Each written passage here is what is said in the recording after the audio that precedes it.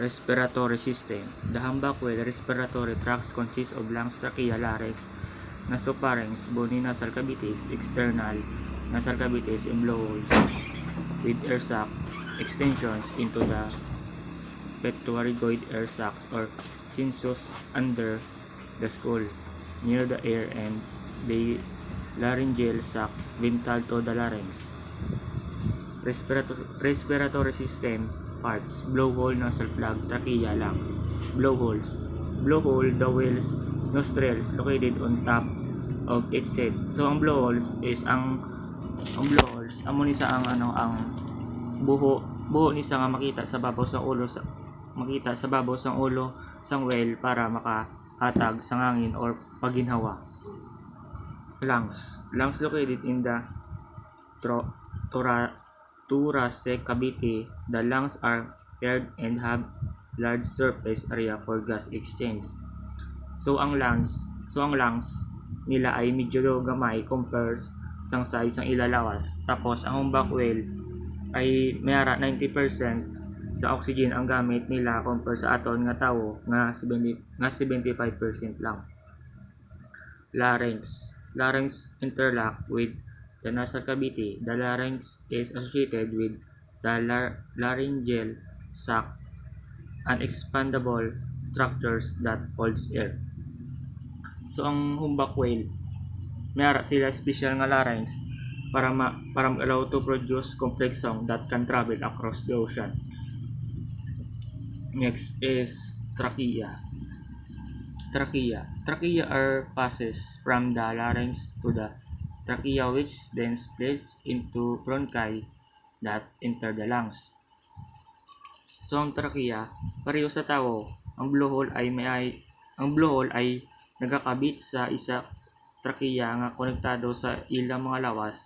However, hindi pareho sa tao ang trachea sang esophagus nga whale.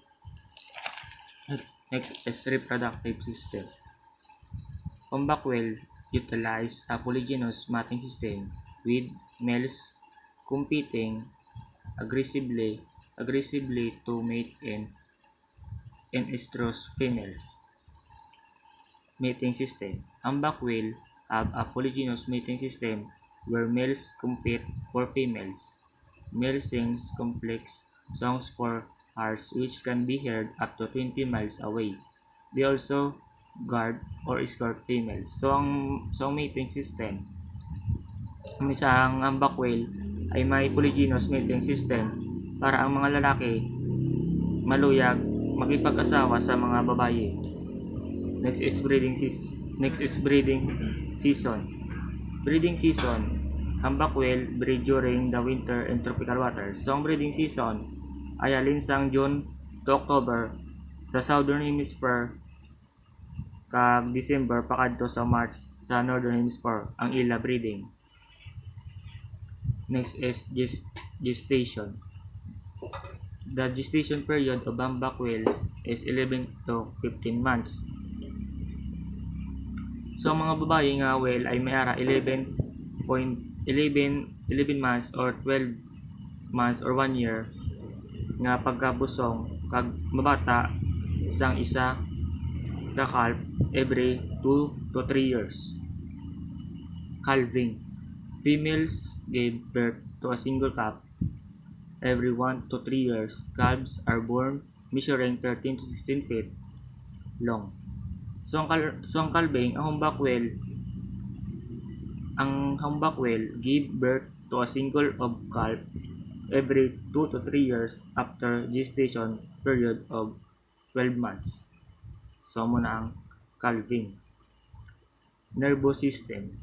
Humpback whale have a number of unique features in their nervous system.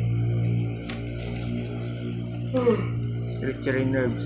Humpback whales have nerves in their tongue and blubber that can stretch and recoil like a bungee cord. These nerves are packed with fibers and surrounded by elastin and collagen.